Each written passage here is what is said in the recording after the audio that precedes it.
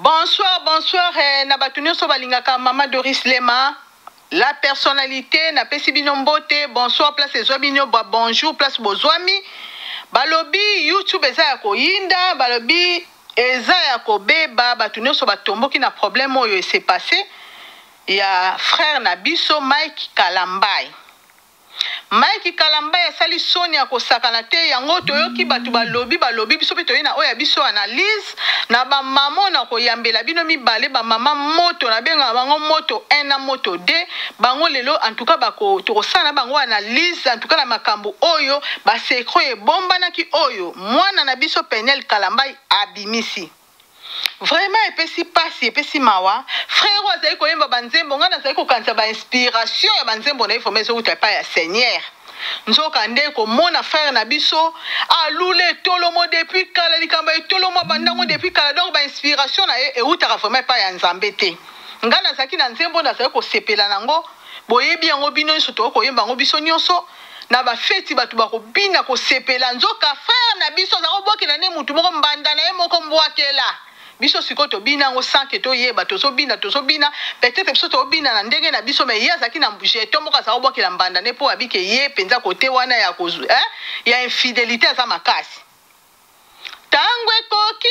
elombe ya telemi banguna na ngai nyonso balati confusion mosala na bango ezalaka senga inalimwae pinzoli na ngai ezalaka nde feti na bango batelanga mitambo na nzela ponga na kweya lelo mache baluki arbitrage na ngambo na biso na makita na bango balati confusion elonga ya biso babi lelo mache baluki li frère na biso Mike pardon Kalambai yango na koumela mingi tena yambela bino ba mama moto oyo na yambaka tango nyonso to betaka na bango analyse tozo betango na lombango vraiment pona ko fungula pona batu mamika ko comprendre biso na problème oyo ya frère na biso Mike Kalambai nazo benga mama na biso moto 1 na obenge déjà na ligne kota bokoto bo partager bokoto donc na obenga mama na biso oyo moto 1 poto meka ko développer situation oyo allo mama na biso moto 1 bonsoir bonjour na ba ozwa ta Rolanda biso na tongo pe na pokwa en tout cas ba bonsoir na bino bonsoir mama na biso bonsoir. Ngana bengi mama na asuro yebi biso to développer na bino donc ba analyse to sala développement nango to landi awa YouTube eza ya koningana na asuro po yoki likambo ya frère na biso Mike Kalambai donc epesi mawa donc tant mama na biso talaki penza ba secret wana mwana na biso Penel Kalambai abimisaki oyambaki ondeni. Bon, ba secret ya mwana biso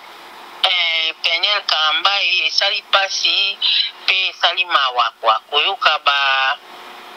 dénoncement ya ndenge wana vraiment esali pasi na mawa. Esali pasi esali mawa mama donc soki tokolandela likambo pas à pas mwana na biso Penel Kalambai alobi bien ndenge viva na kati ya foyer na ye. Donc amona ona ba mona te na âge na ye ya mokienga kutu na kamwe ka supporter makamande ngwana donc na pesi ba félicitations ebele courage place ezali place azolanda biso siko mama na biso ndenge nga pe na moni na sali analyse on dirait mwana na biso abalaki très tôt te na ba âge wana ba 18 ans to landaki ba âge wana ndenge saki mokete pona ye ko bala po to so mona mingi bana na biso baso bana na ba âge wana mingi so tali be ba divorce bana na biso mike komi mingi est-ce que ça peut likamba expérience te ndeka olobi mama donc mwana na biso Penel abalaki très tôt il fallait na koma mature il fallait koma na mature moni so akoma mature ba makambo wana nyuso ya mike eleki na ndako na ye na ba o nyuso ba violence wana mai kasali alingai kosala ngo te po so akoma mature alingai koyeba kolandela ayeba vivre mai ya mai kango eza ndenge nini ayeba kolandela comportement ya mai kango ezalaka ndenge nini eza te bana na biso awa lokola moleka Mike Star donc alandika Star apesi bolingo donc na ki maturité ezati azalaki na mwa moke donc alandiki Star ya Mike Kalambai donc yango wana nde ekomi ti na niveau oyo ekomi sikoyo. Bon sikoyo mama na biso na kolanda ka ndenge tozoloba boye tozoke malembe sikoyo tala nanu ndenge balakisi biso image wana ndenge Mike Kalamba abetaki mwasi na zemi lisu ya 5 mois. Zwa sikoyo Penel Kalamba mwana na yo babeti ye bongo na fimba bongo po tuzu babike tolimbisa kaka po aza mosali na Nzambe. Sikoyo na fimbo wana ya beta maki balakisi biso na image po mama mususu batomboki ba papa mususu babite jour akomeka kokende na États-Unis kuna lokwa koma mpe américain il faut bakende ko kangisa ye. Ba mama mususu baza kotomboka penza ba papa mususu pe babengi basali na Nzambe babite balimbise po aza mosali na Nzambe yo kolobani. Bon, pour ngai eza question te ya kolimbisa po aza mosala ya Nzambe. Po soko azalaki mosala ya Nzambe,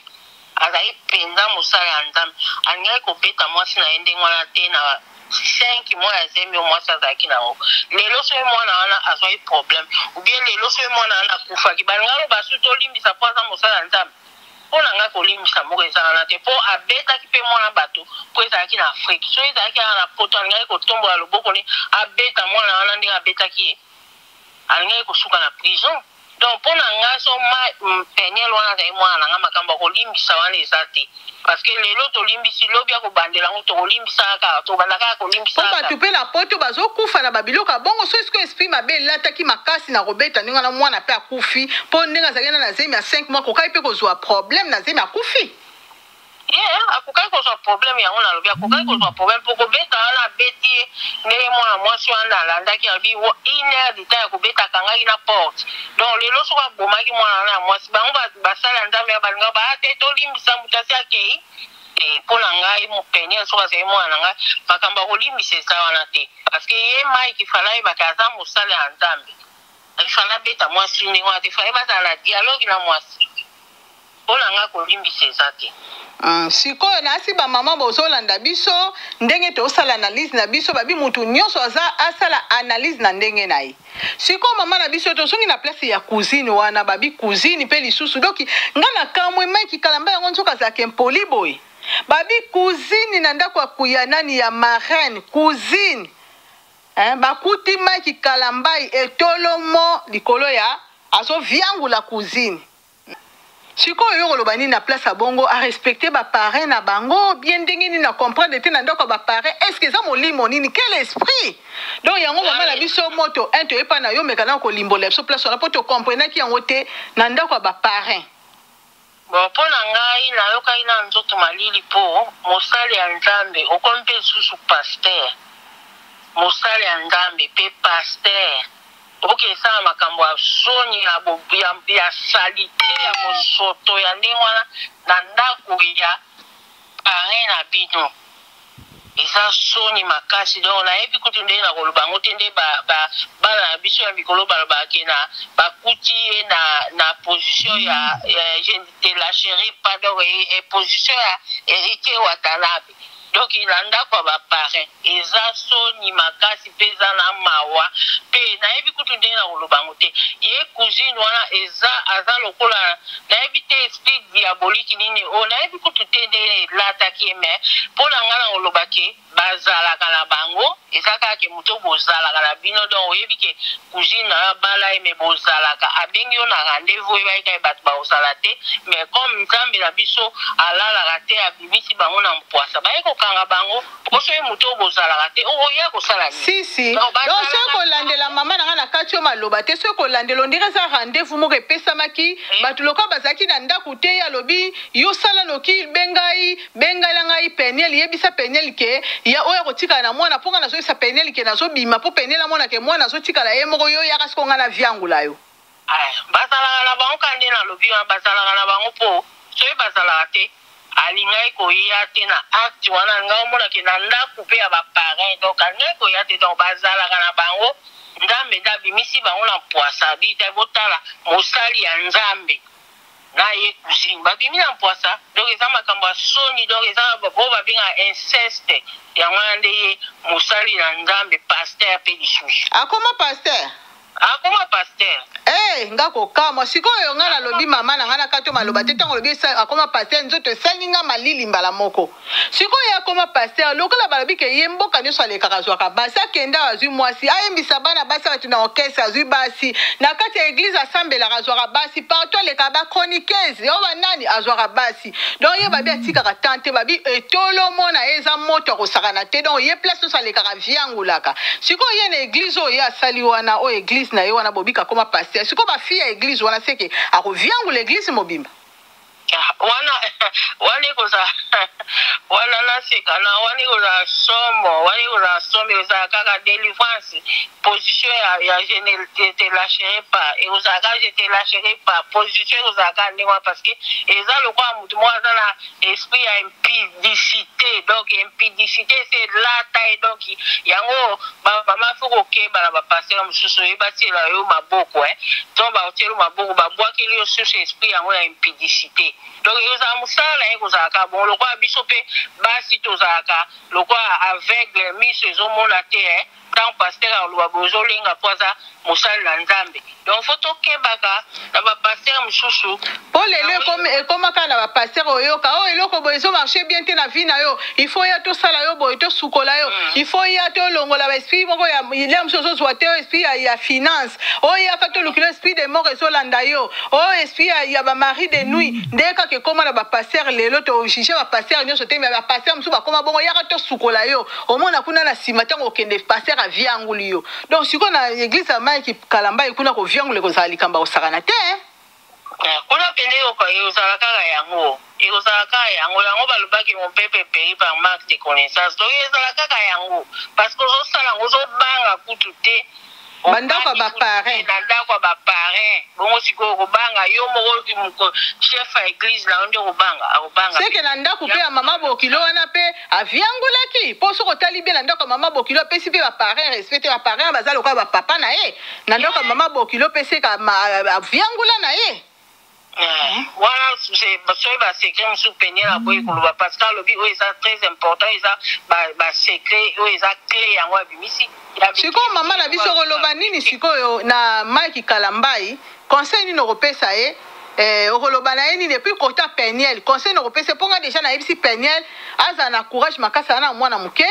azwa ta na ye akozwa mobali na ye ya malamu aza pe mwasi kitoko tayi ne pe ezolakisa te kasi aboti yo conseil nini okopesa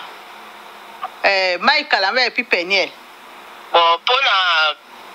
pona Mike Kalambai naza dessus aza mutu moko kutu donc na très déçu pour na Mike Kalambai donc aza mutu moko ba pasteur oyo baza mikolo na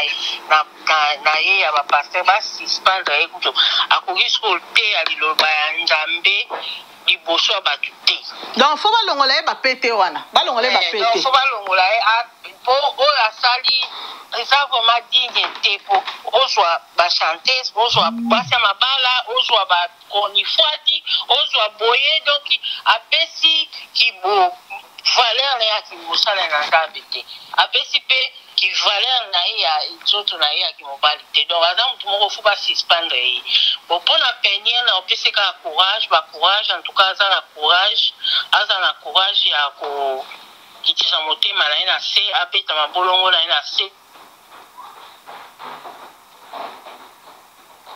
abokola bana nzela nini fo alanda nzela nini fo alanda donc ipo aza na ye na jeune aza na ye bolenge donc aza na ye mwasi kitoko donc nzambe akolakisa ye soki nzela nini ye fo alanda kwa ok en tout cas merci beaucoup mama na ngai merci beaucoup siko mpona bato nyonso ya viangulaki wana fo luka basambelela bango po il faut frère Mike wana aza na milimo seka tikili bango milimo ntango aviangulaki donc faut baluka délivrance parce que toyebi te oyo nini ezotinda ye aviangula bango mpo bapasteur mpe bakoma kobangisa bato bakoma bapasteur moko ya bikotakota donc baluka délivrance na bango. En tout cas, merci maman na biso moto 1 siko tozolandela mama biso moto 2 toyoka ye na analyse na kosala na likamba lelo. En tout cas maman biso merci beaucoup tokutani prochainement. Bye. Prochainement bye. toza toujours wana tozolanda siko mama na biso moto de tobenga mama biso moto de na si boyoki ba mama biso analyse bayelaka biso moto donc toza wana kaka po lelo tosolola po Mike Kalamba asali biso pasi pe mawa po na ndenge mama na biso mwana na biso abimisi ba secret nyonso oyo bombanaki po na Mike Kalamba esali soni esali pasi mais toza toujours wana toyamba mama biso moto de po ye pe tomeka ko développer na ye situation oyo ezo se passer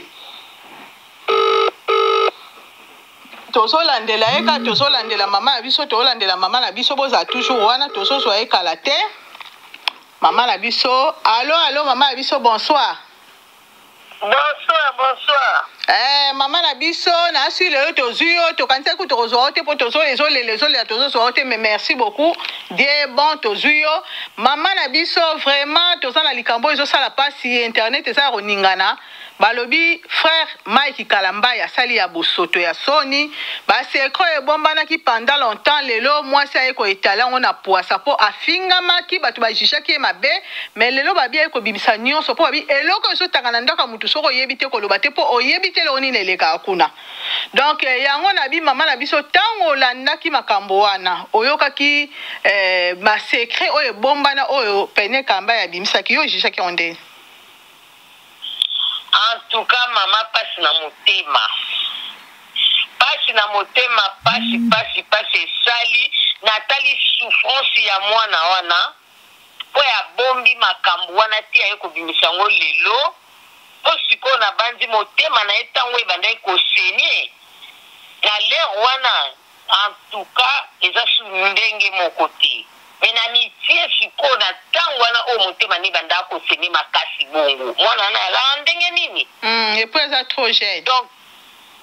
passe mingi na motema. Et puis Dieu merci pour azana bon moi. Poto zo mona ba jeune mingi siko surtout biso na ba poto suicide loko pamba. Akoka te ko se suicide. Mwana pe apara bazangi mwana bango kitoko bongo pona yo muto viangula no l'air nyonso. Voilà. Nzambe merci pour abateli lokola pe balobi alandaka pe nzambe na ye nzambe alongoli esprit wana. Po tozomona banisusu ku tozomona ba copain copine baza ko se suicider. Mais comment siko oya ya mariage a résister a eu maîtrise puis aye kokoma tia binsango lelo. Ça c'est sali makasi. Mama na biso tolandi yo bien mais question na biso eza boy est-ce que mwana ngo pe âge ezaki mwa mokete na âge wana baza ko balisa ye ba 17 ans nande toki ba 18 ans est-ce que expérience penze ezalaki puis ba parents ya mwana koyoka ke po balobi Mike azaki moto apete te po awuti na mwana mama olangi o fiancé ko bala ye ti amemie likolo ti na ebite soka landaka ba intérêt na personnel ou bien landaka place ma echola kana ebite mais kotika mwana mama olangi kokoma pe na mwana bango puis na ba âge wana moke yo moni onde. Bon, pour na mwana wana ya mwasi penil wana Peniel comprendre Peniel je comprendre ni wana bon. En tout cas nazo comprendre moi mokie parce que ezaki na âge moko awuti na puberté. Ozomona azena âge ya mokie dazo kota 18 apo ozomona bana na biso oyo bazelaka 18 ana na maboko ofungwama. Po akende libala. Voilà. Akene donc akoma libre, libala nanu kutu takoma na libre. Na mboko to mona ko kipe to ba considérer c'est quoi comme adulte. Na do comprendre yé donc na âge wana koi akei ko tomber siko na mutu ya mabelo kwa Mike. Ozomona atombe na ye ezalaki âge na ye oyo akokai kolekana na kisheri. Parce que na chéri Mike chéri na ye mais ameni rapide baki na mariage. Mais siko mama na so na kati ete loko ezaki mwana mosali ya nzambe nde toki papa pe mama basambelaka bo siko yo yeso ka memi Mike wana na kisheri omoni teke loko la ye aza na etolo mo ya moto ako viangula mwana na vianguli ya po eko kima. Kasi yango omoni ekokisami te parce que abandaki déjà koboma mwana ana psychologiquement na mutu. Ozomona abandaki ndenge oyo bia ozosala bongo mwana ana il fallait se libérer ye moko. to yebite ndenge bando le kalem su mwana na zaina motema munene ti omoni a supporter ndenge wana na kolanda video na deja abandaki kolakisa ndeni oyo azaleli mwana na peut-être na maîtrise avandaki ti bakoma ti azela kaka andakotala mingi mariage ndenge mobali na ye oyo azwi na bojeunesse na ye azwi abali ye bavandi azomela azobomba mais ye abandaki deja koboma mwana wana avant mais siko mama na biso balobi ke koyembela nzambe ezali kote ya deux fois ça l'évangélisation donc pour prier des fois ne balobaka mais sikoyo frère na biso wana azembelaka nzambe babia koma pe pasteur pona otozo mama moto alobi akoma pasteur sikoyo na ki pasteur ngo ya koma biso sikoyo tozana kobanga po babike infidélité zani makasi place nyonso alekaka viangula na ye po azo ba chroniqueuse place nyonso atika bilembo sikoyo na église na ye moko c'est ka ezala ko viangula za makasi bon ye ndenge balobi soki akomi pasteur po livre bango batanga ko biso tobenga bible ameta yango en pratique te na mutu ya consacré ke pasteur na yebi te soki aza nani ayeba yeba makambo na ye te atie kaka soki mpo na sentiment na yebi te po balobi un dirigeant de l'église doit être exemplaire. Amen mama mais sikoyo ye exemple na ye zawa to abandana yeso na nani ya mwana ya mama olangi alongwe akomi na o mususu na Angola kuna nani atangaki kombo te mwana biso na nalandaki mususu kuna so na Canada mususu donc c'est trop exemple na ye zanani donc nidité na ye respect ya nzoto na ye aza nango tazanga dignité abongi na kozala o nonti o mosala nzambe te alors na nani pasteur na ye soki nani o ancien na ye o ya sali imposition ya main po akomisa ye pasteur na ye te so atala ye bacritère wana nyonso na yebi te ou bien soki tele mosusu nde balobaka tel père tel fils ntango mosusu mpe kote wana bango nyonso bayebani koviangula pasteur wana aviangulaka te impose mame na ye mpe mwana pa komi koviangula oui tel père tel fils arote imposition ya maboko wana non ye papa wana asala ene ka sentiment ndenge bawelaka lokwa abatia bato bamaboko ke intel ngamtu na consacré pasteur intel ngamtu batie bakoma otanga banombre o aza mwana na nga afungola église ya monene boye o aza mwana na nga eloko bazowela nde yango wana donc baboutique ebele mais po soki na kotala o bacritère ya mutu oyo azala pasteur akokai kotia maikalamba ete po quand même batémoignage na ye loba na o mama ezateke opona ye soki père na ye tel père non kati ya mike eza bongo aza ndenge wana kati na ye ezali ndenge wana mike aza bongo apparence extérieure aza mutu mosusu aza na deux faces omoni oyo se présentaka devant bato aza mutu mosusu oyo avandaka devant basi na ye wana aza mpe mutu mosusu mpo so nalandi mwana biso wana alobi nini na kati ya basi na ye moko alobaki na bizela okotala leo kobimisa nzembo na oyo ya kumbama wana ekozala kumbama te me ekozala gumbama ozomona teke deja ye mpe aza na pasi moko ye maikalamba ya atikela ye ye sikoyo maikalamba nzambe asali kaka mpo asalaka kaka basi pasi wana oyo mpo mwana biso na mama bana na ye wana alobi oyo ayebi bongo oyo ayebi oyo bamakangu ye oyo ayebi te donc aza mosala nzambe te batika kosala nzambe azala lokola nini na bango ya marchandise quoi oyo bango basila bakombo na bango non aza mosala nzambe te batika bayokisa nzambe pasi sikoyo mama na ngai question mosusu eza wana tokokima yango te balobi cousine wana na Mike Kalamba babi mokolo yango wana Mike Kalamba azalaki na concert fallait akende azalaki invité spécial na concert oyo nani bakenda frère na biso bakenda na mama Lydia soki mama Lydia nde nayokaki mama Lydia bakende puis na frère na biso oyo kombo ekiminga na sepelaka ne pe mingi yepa koma pasteur nde bango nyonso bazokoma bapasteur frère na biso Frank Mulaji ate meleki na ye ya mobali je crois ye pe kaka Mulaji amena bosani kombo ne bazali na concert invité spécial ezalaki Mike mais Mike na moi nango asi avianguli cousine sikoyo eloko wana ozomona ngo ndenge nini na kati ya ndako ya baparrain est ce que frère Mike wana c'est impoli vraiment na ntina niveau wana impoli makasi boye yo koloba na biso ni frère écoute Mike wana aza na dignité te ozomona impudicité elata ye nzoto epi bato bazomona ye ke neti aza mosala nzambe akoma na ye deja lokola Saul nzambe asalongwa na kati na ye spirituellement asa akufa omoni donc atika na ye kaka mutu boye azotravaille siko na kombo na ye ya Mike wana epi to nazongi moke mwa nsima mwana wana mpona kolinga ye ndenge babi azala ye moke wana akendaki kolinga ye baolanda kaka kombo baolanda kaka Mike star bazobala star me bazobala mutu te bazobala kombo bazobala mobali te me bazobala kombo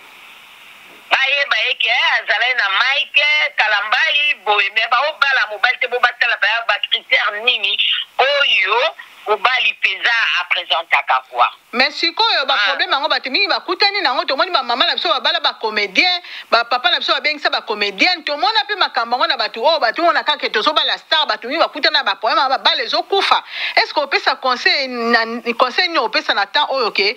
babala na mibali par rapport obala star po star ntango obali ye mpo Mike Kalamba yo ndi azosalela fiere ya nzoto na ye naza star mposo otali bi aza na bolingo ya basi te ye azalaka toujours wana aviangula leki bo sikoyo mpona ye azotalaki star na ye sikoyo mpona bato oyo bazopona bastar oyebisaka ngo nini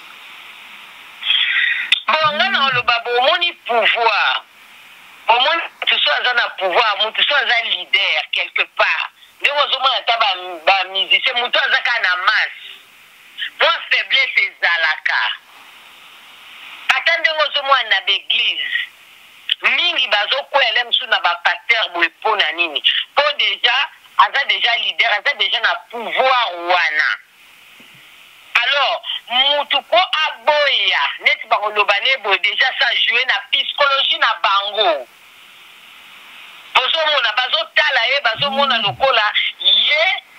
aza nzambe to akoporte quelque chose epa na bango bazotala olie batala kati ya mobali ndenge eza bango bazotala libanda Mike mutu ya théâtre oyo musicien epi baobosanaka noki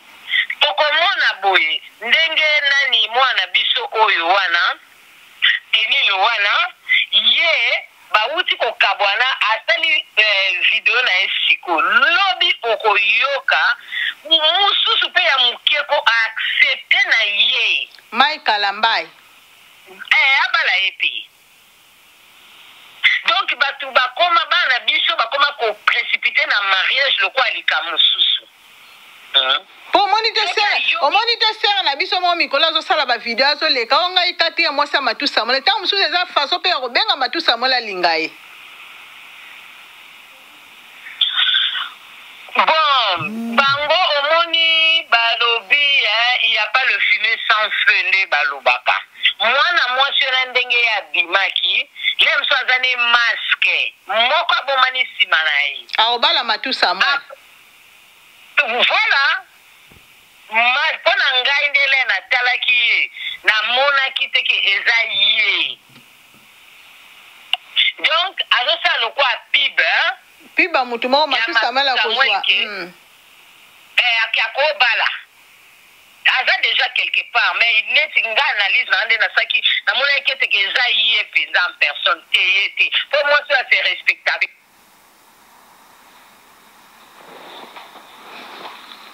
toza wana kaka ntuka bokima te toza toujours wana kala te tozosilisa toza toujours wana na émission na biso mama na biso akatani mais tozozwa ye kala te akatani tozozwa ye kala te donc tozosilisa kala te akatani charge akatani tozozwa ye kala te 2 minutes left tozozwa ye kala te akatani donc tozobenge kala te mpo tosilisa donc tobenge kala te bozala toujours wana kolanda mama na biso moto de ndenge akoloba toza toujours na pasi na likambo ya Mike Kalambai place ozwami soko ozolanda biso meka obongisa comportement na yo po ba mama baleli ba papa baleli na comportement mabe oyo eza nango ya koviangula na basi ya mabala balobi yo kote wana okipaka te Mike Kalambai en tout cas toyebisi yo vraiment en tout cas place ozali meka changer comportement donc tozela kaka tozo mama na biso tosilisa na ye mama na biso moto de tosilisa na ye tosilisa na mama na biso donc moto de na ligne tozwa ye tosilisa na ye tozalaki na page ke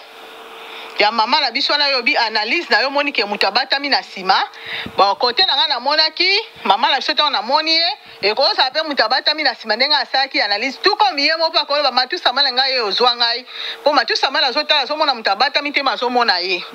donc toleka kote wana mpo lelo mpenza eza likambo ya Mike Kalambai sikoyo conseil nini yo opesa na Mike na nani na cousine po cousine wana on dirait ça likambo ebanda kala puis so otali rendez-vous wana eza rendez-vous ya eza rendez-vous ya mukolo wana ka te on dirait babimaka déjà pona cousine wana na omona vraiment pona opesa neti cousine wana conseil zataza mwana mabe ndoki makasi aza mwana ya mabe ndenge nalandaki histoire ya mwana biso ndenge alobi bakola nde bavanda etu non aza mutu moko ye ex ya Mike Kalambai a faire attention na ye parce que akoboma ye te heureusement ke aza envie comme mpe nde bapoise okoma nango akokai mpe koempoisonne ye batikali bongo donc aza mutu moko akotia ye motika na ye ebongo mpona Penel Kalambai conseil na kopesa ye bon mpona Penel na koloba kotala ye boye na baexplication na ye azopesa aza mwana moko aza na maturité makasi mwana malamu omoni aza na maturité et puis aza mwana moko afélicité po problème na ye oyo eyaki na ofélicité mingi bato oyo bazalaki pembe na ye oyo babanda oporte baconseil merci beaucoup mama omoni en tout cas baconseillaki ye très bien ndenge bamaîtrisaki ye mpe po akokaki kokufa aza mutu ozomona eza lokwa premier mariage na ye mwana moke aye kokutana donc nayebi nde likombo ayekutana na ndoki le sorcier donc nayebi te komboni na omanke bamomeko ya vaya funa pese mpena moko mpe ezoconvenir na ye vraiment nani ye mobali na ye donc aye okutana na mobali moko oyo ekoki kokoma eloko wana ata azwi mobali aobosa nango te parce que ezalaki premier mariage na ye en tant que jeune a vivre sikoyo na babiloko wana ekozala bon ekotikala histoire quoi omoni nga na oconseille ke aza mwana mokie ndenge asali batide nde nayokaki aokende université tout c'est bon déjà acontinue vie na ye abokola bana na ye mobala malamu akozwa mobali ya bien kutu koleka ye wana eza nango ka premier pas ozomona oyo ye atie na vie na ye nano akomi na suka te Mike Kalambai c'est un escroc aventurier ndoki le sorcier donc azali kodétruire bato na kati ya église po wana oyo ayebi na bato ne oyo ayembaka wana lere kutu azalaki koyemba bongo sikoyo lere akomi pasteur akosisa combien parce que bato babando ya pa na ye basi banda koyebisa ye baproblème na bango po ye azwela bango solution badélivrance oyo ya bando osala bango lokola ye aza shosho etolomo etelema babi etolomo ya moto etelema kala etolomo wana babi sikoyo na église na ye moko sikoyo bato nyonso mama oyo nano aviangula fo aleka na délivrance obendeni mpo toyebi te milimo nini azotikela bango bon oyo wana mpe eza hypothèse mosusu namona eke ntina ndenge asala bongo ayebi le pourquoi mpo basala nzambe oyo tozomona bango bazaza na bakisi bazaza na babiloko ebele kolanda mama na aloba eke Mike en tout cas ti atikala ko vivre na ye penza na ba makamba ba kisi te mais abandaki kozala na landi ye ana kozala na makambo ne mususu te voilà azalaki libanda mingi abanda ozala na ye te Mike alekai mwana wana na mayele makasi alekaki ye na mayele ayebana ekaza mwana moke epuis azali na mwa balogique mo bozomona te na sepeli na ye alingai mobali na ye alingaki ye na koyoka ye ndenge azoloba alingai mobali na ye soki eyaki makambo oyo adécouvrir mpona ya nani cousine na ye wana te po abanda akoma deja abati a partir ya wana bawana misusu ya libanda eloko ebukaka ye bien ya cousine na ye ata balobi ke mutu akoki koboma libala mpo mutu azwi asali infidélité infidélité te c'est faux po bango basala mariage civil na mariage civil bato oyo basala yango adultère na kati ya mariage bakokondane mobali yango basala tina mariage religieux basisa nyonso civil kasi yango nazoloba omoni na mariage civil soki akeya porte mobali ya plainte baokanga ye sisi oui parce que l'heure bozokende osala mariage civil bapresentaka biso bible ezala wana epuis balobi eloko oyo ekoki kosepare bato na mariage ezali kaka infidélité adultère po infidélité bato bazoloba neti ya infidélité non abimi nanu ye mai kalambai abimi non infidèle nanu liboso devant Dieu et puis baza baluba chiba o lisusu ekontaka baza baluba mais ya respecte ata yango te non so omoni chiba okutu na to tiango pembeni nanga nazoparle na infidélité oyo ye mai kalambai ya tanke mosala nzambe oyo asali devant nzambe na ye asabimi non infidèle devant Dieu pour respecter banini mige côté oh là là merci nazolanda yo nazaka na ligne oh d'accord na katake katani ozana ligne donc à respecter tabimi non infidèle et pas ya nzambe abimi non infidèle et pas ya mwasi na ye ozomona aza adultère mbeti wana oyo banda olala bango mbale malgré ezalaki na kati ya ndako ya nani ya mariage ya bamarin na bango mais assuire li conjugal makasi assuire yango mpo banda olala bango mibale aza adultère sikoyo nani mwana wana nde bazoloba aza na droit ya kotika ye te okoboma libala te mpo aza fidèle non aza na droit ana droit isisi aza na droit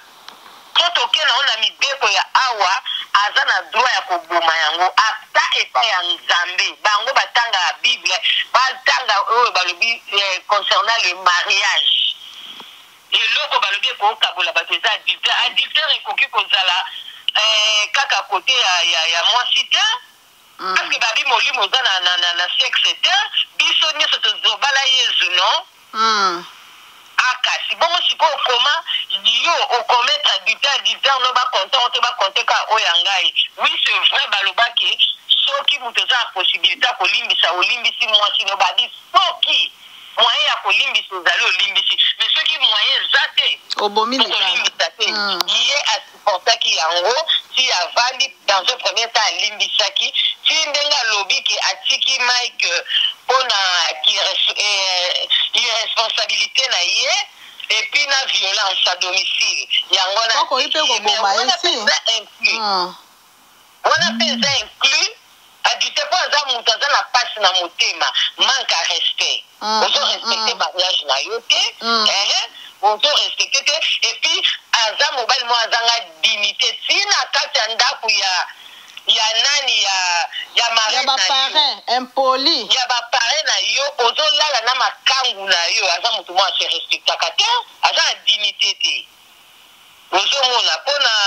mpona Mike sikoyo oloba na ye nini mpona Mike mpo penelo oyebisi ye deja ke Mike adepose bati kosaka na nzambe yango nomoni bamoto ekomi kopela na bamboka basini ya mabe na bamboka mosusu mpona mabe eleki tozokende vers la fin a déposé ba Rwandais ba boma biso mon sou ba Congolais to boma na po aboma déjà peine banda kala aboma peine li kala ngombo kezo bonga te pona ba mai kala mbayo ba etolo mo zo tele ma zo via ngula basi aba impudicité na kati azo babi baza ba aveugle bazo conduire pe ba aveugle po bazo ebate bazo landa bango na sima aza impudique pona ngana oloba nani Michael Amba aza impudique po impudicité la ta nzoto mutu mobimba oza na maîtrise à moi si que mais ozo kamba basi na mibali donc oza na conseil kopesa été conseil naza nango mama naza na conseil nde pesa conseil po kala te tokanga émission na biso conseil na ngai mpona kopesa nani Michael Ambai akanga Bible na ya tikolata Nzambe elongi ya Nzambe tikolata ngo akanga Bible na tia pembeni akende ne koyembela mokili comme ça to mona talo kwa neti ba musicien musu nde bazola neti nani neti frère na biso pardon mama frère Kofi Olomide frère na biso Weranson frère Jiben Piana frère na biso Fali Pupa na héritier bato bana succès bazo ba kote na orchestre na bango baki akende kuna akende pa na bango wana mona toko banda ko landa ye penza mingi penza te po to yebi ba caractère ya ba musicien eza na ngobongo yesu kwa akende kuna atika kotiaka elongi ya tata Nzambe liboso parce que akozala frappé mila eza un jour et pas Dieu lelo to lobité ndenga zo continuer ka na basi wana akoke kuta na Jezabel moko yende mta finir ye mala mais akanga Bible. Merci beaucoup. Merci maman na biso to sepeli koyamba yo esuki lelo te analyse na somba la simande na isaki bino na yambela bino ba mama mibalo ba ya ko ningisela ngai internet to ba ningisaka pena na analyse na kitoko basaka nango mama na biso en tout cas baba ende to kutani prochainement. Merci, bye bye. Bye. En tout cas, Batuyoso Balandaka, Maman Doris Lema, la personnalité. Vraiment, merci. Bolandi analyse Nabiso. Analyse Nabiso Kitoko, Tosuki si lelo, vraiment analyse Nabiso. Ba commentaire Nabino, oh nyoso borolo banase, borotie Nabiso na se, et Rosali Pamboli, pour na moi na Nabiso Peniel, et puis pour na Ndoki les sorciers à Mike Kalambay. Nyonso botia na se botia biso en tout cas mutu na mtsala analyse na ndenge na ye ko juger muninga te yo betaka na tour non na ndenge na yo donc biso na biso le to sukisi merci na MBC bazabakana balobi ya mon général John Kimbambu merci na Badiva Wesuude maboko banki mwasi ya mbon pesa papa Gimvwa mabambo tebele balobi merci encore na Julie Wata balobi mwasi ya Dieu donné au mana, babita et avantagé. Balobi merci na famille na mobiba tout so ba supporter maman Doris Lema ba abonné na biso nyonso ba linga chaîne na biso la personnalité TV. Ba bonsoir na bino ba bonjour botika malamu to kutani prochainement. Bye bye.